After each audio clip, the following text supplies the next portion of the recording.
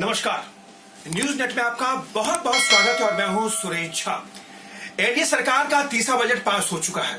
इस बजट को लेकर आम लोगों में काफी उत्सुकता थी, क्योंकि उत्सुकता इस वजह से थी कि पूरे देश में जिस तरीके से कोरोना महामारी फैली हुई थी, लोगों की नौकरियां नहीं थी, आर्थिक मोर्चे पर हम लोग पूरी तरह से फेल हो चुके थे, जीडीपी गिर चुकी थी, तो लोगों को उम्मीद थी कि जो बजट पास होगा तो उसमें सरकार कुछ ना कुछ उनके लिए करेगी, खासकर आम लोगों के लिए करेगी।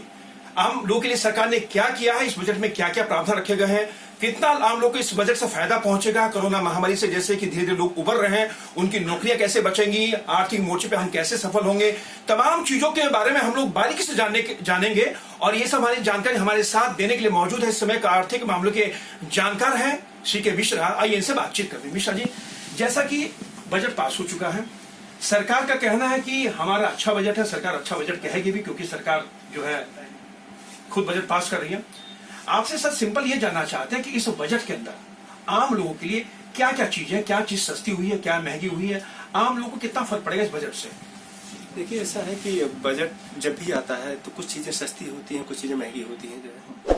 और देखा जाए तो हम थोड़ा शुरुआत अच्छे दूसरे तरीके से करते हैं कि यहाँ पे इम्पोर्ट जो कस्टम ड्यूटी इंडिया का है ना, उस पर ज्यादा इफेक्ट करता है कि हमें रॉ मटेरियल से परचेज करने पे, या इम्पोर्ट कर रहे हैं, एक्सपोर्ट कर रहे हैं, वहाँ फर्क पड़ता है। इम्पोर्ट ड्यूटी कुछ जगह बढ़ाई गई है, कुछ जगह कम की गई है। तो जैसे कम की गई है तो वहाँ जूते वगैरह सस्ते हो गए हैं, लेकिन मोबाइल्स के पार्ट जो इंडिया में मैन्युफैक्चरिंग हो रहा है, हब भी बन रहा है इंडिया में, तो लेकिन मोबाइल के कुछ पार्टिकुलर पार्ट में बनेगा भी, टैक्स भी ज्यादा हो सकता लग जाए, हो सकता मोबाइल महंगी भी हो जाए आगे चल के। बात रही पेट्रोल सेस की जो है, और उन्होंने पेट्रोल अग्री सेस की जो उन्होंने किया हुआ है, अग्री सेस में क्या किया कि पेट्रोल और डीजल पे भी लगाया हुआ है। थोड़ा सा इसमें एग्रीकल्चर सेक्टर को जो है बढ़ावा मिलने में बहुत फत्ता प्रॉब्लम आए, लेकिन सरकार कह रही है कि ऐसा कुछ नहीं होगा, क्योंकि ट्रांसपोर्टेशन कॉस्ट बढ़ जाएगी।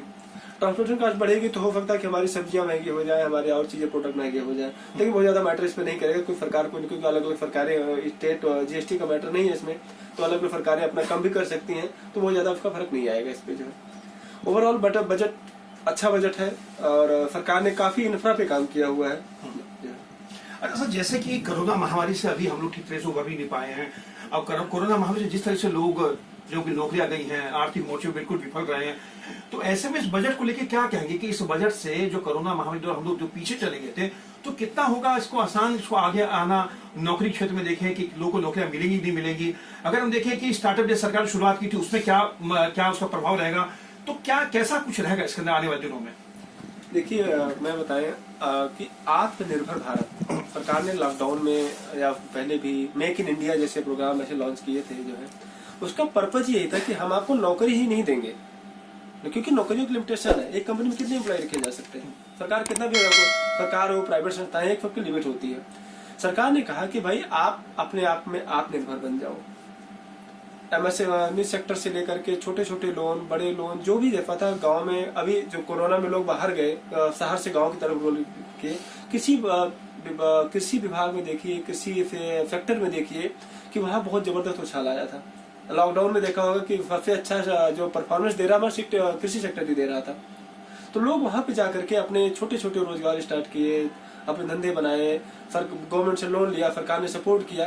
तो आत्मनिर्भर बनना जरूरी है, ना कि नौकरी के लिए जो है। तो मैं तो इसमें कभी सपोर्ट नहीं करता कि हमें सरकार नौकरी ही देगी। आप आत्मनिर्भर बनिए, पैसा कमाइए, कैसे भी कीजिए। लेकिन सर, इस बजट के अंदर स्टार्टअप के लिए 2024 तक सरकार का कोई भी टैक्स नहीं लिया जाए, क्या इसका असर पड़ेगा?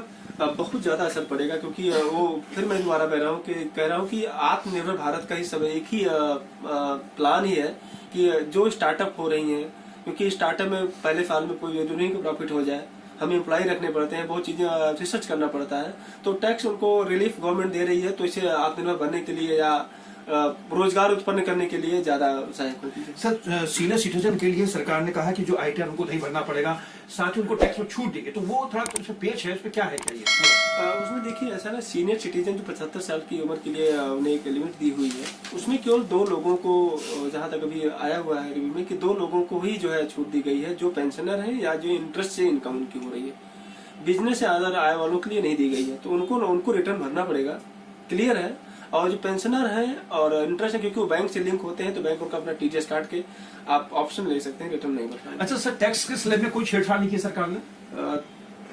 लोगों को बहुत बड़ी आशा थी इसमें, आपको फुरेश जी बताएं कि लेकिन सरकार ने इसमें कुछ भी नहीं किया है। और हमारी समस्या है कि जब आर्थिक मामलों के जानकारी मामले की आप सरकार कुछ कर भी नहीं सकते, क्योंकि कोरोना जैसे महामारी को देश उबर ही रहा है और हमारे पर बहुत ही ज्यादा प्रेशर है। तो सरकार नहीं की भी तो कोई प्रॉब्लम नहीं है, ठीक है। अच्छा सर, कोरोना वैक्सीन के लिए 35,000 करोड़ रुपए का प्रावधान है, तो कितना फर्क पड़ेगा इसमें? देखिए, आपकी बार सरकार ने देखा होगा 137% लगभग जो है हेल्थ बजट को इंक्रीज किया हुआ है। 67,000 करोड़ पहले हुआ करता तो बहुत ज्यादा बढ़ा दिया उन्होंने। और कोरोना वैक्सीन, क्योंकि अच्छा कोरोना वैक्सीन बढ़ाने का हमारा मतलब है कि हमारे पास जनसंख्या भी है, हमें उनको भी देना है। बाकी हम एक्सपोर्ट करने के लिए भी जो है हम लोग बहुत प्रेरित हैं कि हम अगर हमारा बन जाएगा फिर कुछ हमारे पास होगा तो हम एक्सपोर्ट भी करेंगे। तो गवर्नमेंट हेल्थ सेक्टर में, इंश्योरेंस सेक्टर में FDI बढ़ाई, देखो आपने 49 से 24% कर दिया। तो हेल्थ सेक्टर को बहुत ही ज्यादा कॉन्शियस ले रही है गवर्नमेंट हेल्थ सेक्टर की जो है कोरोना जैसे बीमारी को, अगर कोई फ्यूचर कोई सी बीमारी आती तो हम उसको सस्टेन कर पाए। जैसे हमारे देश के लोग जो जहाँ पर है वहीं रहे, उनको पलायन नहीं करना पड़ेगा। अच्छा सर, सस्ते घरों के लिए 1.5 लाख रुपए तक का जो लोन सरकार देगी ब्याज मुक्त होगा, ये भी प्रावधान किया गया सरकार की तरफ से? ये पहले भी था, इसको एक्सटेंड कर दिया गया है कि आप जो है छोटे घरों या अफोर्डेबल हाउसेस के लिए जो है उन्हें एक्सटेंशन दिया हुआ है। अरे सर, सबसे बड़ी बात है कि देश में महंगाई बढ़ती जा रही है। महंगाई बढ़ने का सबसे बड़ा रीजन है पेट्रोल और डीजल के दाम जो बढ़ते जा रहे हैं।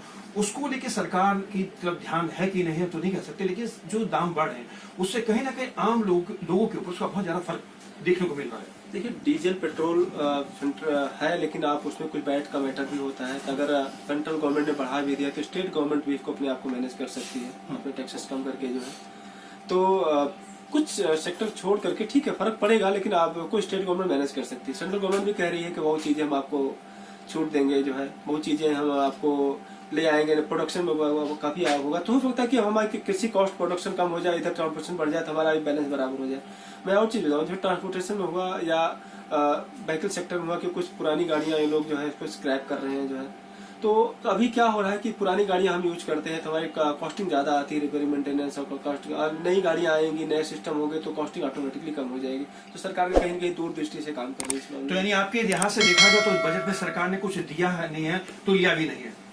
मैं ऐसा तो नहीं कहूंगा, लेकिन हाँ कि मिडिल क्लास के लिए पहले दे चुका था। लेकिन हाँ, टैक्स अगर रिलेटेड मैटर देखा जाए तो सरकार ने ऐसा कोई प्रावधान नहीं दिया हम लोगों को कि टैक्स को डायरेक्ट को बेनिफिट मिले हमको, कि TD में मिल जाए या कहीं और मिल जाए जो है। लेकिन ठीक है, कोरोना सरकार 4 बार अमेंडमेंट कर चुकी है, ऐसी सुविधाएं दे रखी है, तो कहीं न कहीं जनता को प्रॉफिट मिलेगा। आपका बहुत बहुत धन्यवाद। ये थे आर्थिक मामलों की जानकार CK मिश्रा जो हमारे साथ बातचीत कर रहे थे।